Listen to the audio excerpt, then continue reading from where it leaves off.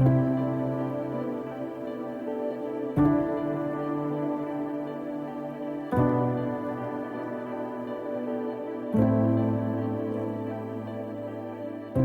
everyone, George here, and it's really great to be back in the GFS gallery. I think it's been 4 or 5 weeks since I last did an update from here. Some of you may have seen the content that I filmed in the USA from the Global Pet Expo, from my trip to the Florida Rainbow Springs with Chris Lukaup, my brilliant week with the Aquarium Design Group. Shout out to those guys for the awesome t-shirt. And then finally Aquashella. So come back to the UK for a couple of days and then to Germany for the Art of the Planted Aquarium contest. So it's been a hectic few weeks. Really great to spend a few weeks now at home in the gallery, and going to be setting up the biOrb, going to be setting up the DOOA paludariums. I've got a couple of those to set up as well. So loads more content for the gallery coming your way. And you're probably wondering what this is. I just stood up too quickly and caught my head on a corner of a cabinet. She split it open. Thankfully, I think it stopped bleeding. So this video is going to give you a quick update on each scape. I've got 5 scapes. We'll go through each one, give you a quick rundown, and then at the end I'll explain exactly what I'm going to be doing with the biOrb AIR and the DOOA products.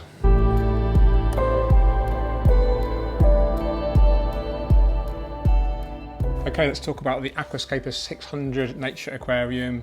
Growing really well. I'll leave a link to the previous video so you can see the backstory. Stem plants in the background growing quite well, although the Vietnam, which is supposed to be like a needle leaf red plant, isn't doing so well. I'll get some close-ups of that in a minute. It is showing signs of coming back, but I'm very happy with the overall health. Virtually no nuisance algae. The cherry shrimp are breeding like crazy. Still not stocked any fish in there right now. Not sure if I will. Might just use it as a shrimp breeding tank. Open to ideas. What do you guys think? But yeah, really happy with it. It was a bit of an experiment with the stem plants in the back. They're all ADA in vitro tissue culture pots, which I've never grown before. All rotala apart from the Ludwigia inclinata Vietnam. I've actually moved the light, the Twin Star 600S, to the back to give the stem plants more light. And actually the crypts, the Anubias and the Bucophalandra, they're all low light tolerant. So actually by moving the light to the background, the stems will get the most light, these will get the least light, so it just makes more sense. Here you can see the stem plants in the background, all growing quite well apart from the Ludwigia, which I'll show you in a moment. I did have the light on half power only for 6 hours whilst I was away to help minimise excess growth, just so it was more manageable when I came home. So just here you can see the Ludwigia. Now it's not looking the most healthy, the tips seem to be dying off, but can you just see this red new growth here, bright red? So I'm wondering now, I've increased the lighting, I've moved the lighting to the rear of the aquarium. Is the stem now going to start growing healthy new leaves which are super red? So I'm going to keep an eye on this and see how it turns out. Here you can see a free swimming baby shrimp just on the left there. Loads of shrimp in here, it's probably hundreds now, seeing babies, hundreds of babies in there, which is kind of why I'm tempted not to stock any fish. You know, I find that the shrimp will breed much more prolifically with the absence of any fish that otherwise pose a threat. Here's another free swimming shrimp. A crypt harbor in the foreground there, carpeting really slowly, loads of crypts, real sustainable layout this one. Photo stone, crypt albedo brown, that brown crypt there. Here's a full frontal of the Aquascape. Still lots of growing in to do. The stem plants need to grow in and be trimmed appropriately. The crypts need to fill out more, the fern needs to grow, but I can see this growing into a really impressive, classic kind of nature aquarium style, using all my favourite plants. Here I've got my favourite scape in the whole gallery, the Aquascape 1200. It's been running now for 16 months or so. Looking great. It just keeps evolving. I'm moving plants here and there now and again, playing around with some of the hardscape in the open area to try and create the best impression. Just evolving, the epiphytes are just getting more and more mature. The fish are healthy, zero nuisance algae. Just a lovely layout, something that's a real pleasure to live with and watch evolve over the months. So very happy to continue watching this grow and mature throughout the year. Might enter it into the IAPLC contest. I think the deadline is May. So get some professional kind of quality final aquascape photos of it. Put the Kessel lighting back on. Really miss the glitter lines and like the natural kind of effect these give versus the Twin Star. The Twin Star for me was a little bit too kind of purple and the light was a little bit flat for this style of aquascape. I think if I did have a more colourful plant choice, then I might stick with the Twin Star.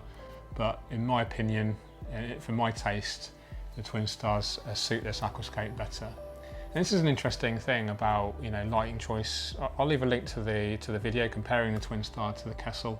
It is all down to personal taste, and you know, it's the great thing about this hobby. There is no one set rule that everyone has to abide by. It's all down to what you think looks best for you and your own taste. So for these kind of things, there's no right or wrong answer in my opinion.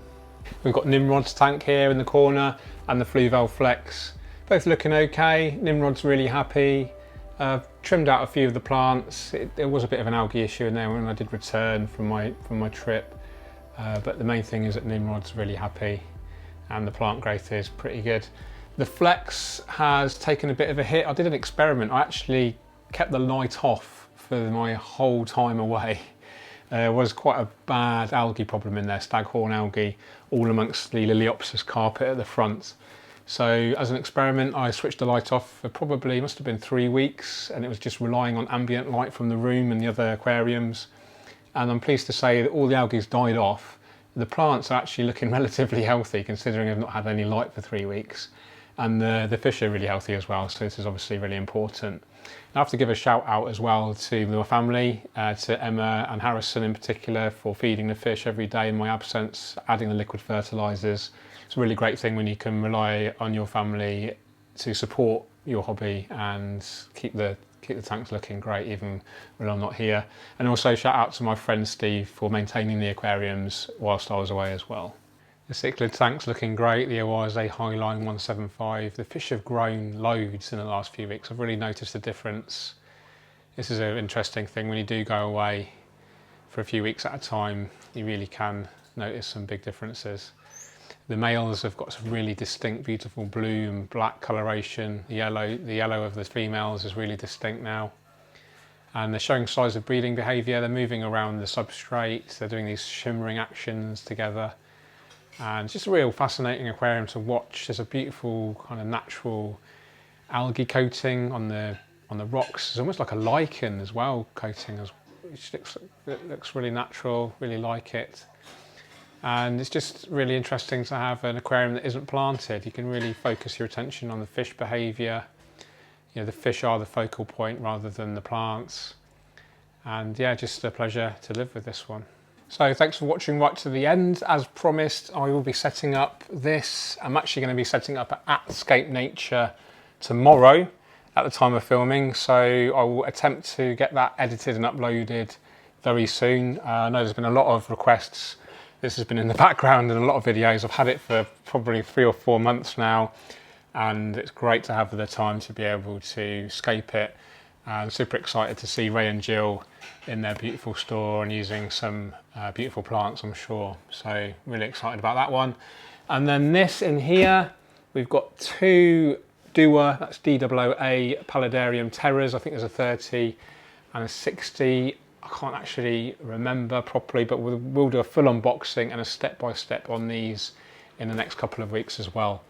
So a little bit of different to aquascaping. You know, this is a terrarium really, and these are paludarium style, but we can still use aquascaping techniques, composition, use of colour, texture, balance, etc. to create, you know, beautiful things that we live with that can help us to connect with nature and enrich our lives. So I really hope you enjoyed that video, guys. If you did, please hit that thumbs up button. Leave me a comment. Which of the scapes is your favourite right now? And let me know if you want me to do a deep dive into any of the particular scapes that are running right now, and I'll do my best to bring that to you soon. So you take care, keep on scaping. Cheerio.